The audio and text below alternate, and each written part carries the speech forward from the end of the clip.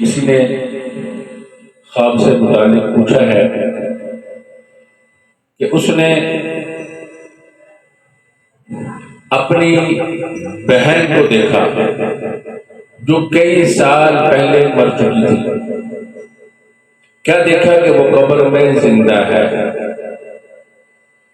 اور نہ صرف یہ کہ وہ زندہ ہے بلکہ اپنے والد سے باتیں بھی کرتی ہے اور والد کے ساتھ خاص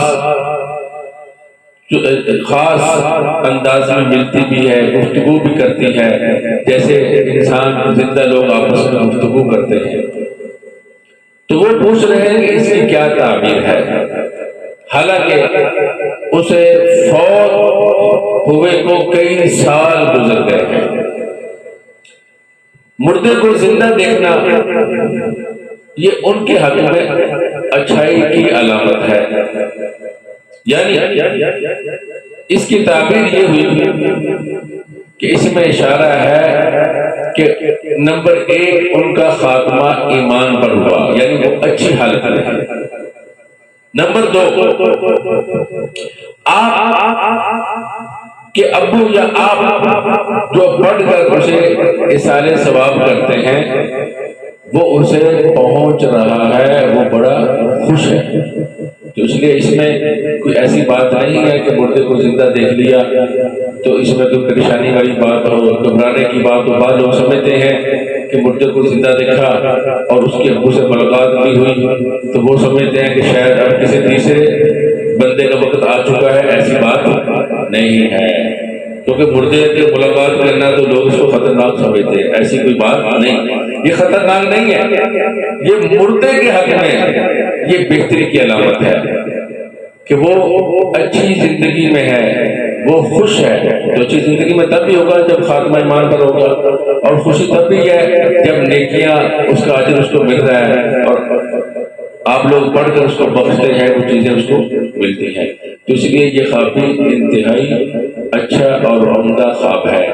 ہمیں چاہیے کہ ہم اپنے مردوں کو بلا نہ دیں، مردوں کو یاد رکھنے کا یہی طریقہ ہے کہ ہم کچھ پڑھ کر اس کا ثواب جو ہے ان کو بھیجتے رہیں، اور اسی طرح کچھ خرچ کر کے اس کا ثواب ان کو بھیجتے رہیں۔ اسی طرح کسی مدرسے کے اندر قرآن کریم لے کر رکھ دینا، کسی طالب علم کو کتابیں دے دینا، ان کے نام کی چٹائی کسی مسجد میں بچھا دینا، ان کے نام کا پنکھا لگوا دینا، ان کے نام کا پانی، میٹھے پانی کا، ٹھنڈے پانی کا یا سردیوں میں گرم پانی کا انتظام کر دینا، یہ وہ طریقے ہیں جس طریقے سے ہم انہیں فائدہ پہنچا سکتے ہیں، ہم انہیں یاد رکھ سکتے ہیں۔ تو اس لیے ہر شخص کو چاہیے کہ وہ کچھ نہ کچھ قرآن کریم پڑھ کے اپنے بڑوں کو جو دنیا سے جا چکے ہیں ان کو بخشتا رہے، اس سے ان کو فائدہ ہوتا ہے۔ آج کے لیے اتنا ہی کافی ہے۔ اللہ رب العزت ہم سب کو اس کی توفیق عطا فرمائے کہ ہم خود بھی اپنی زندگیوں کو بہتر کریں، اور جو لوگ جا چکے ہیں اپنے ہمارے عزیز اقربا رشتہ دار ان کو پڑھ کر بھی بخشتے رہیں۔ وآخر دعوانا الحمدللہ رب العالمین۔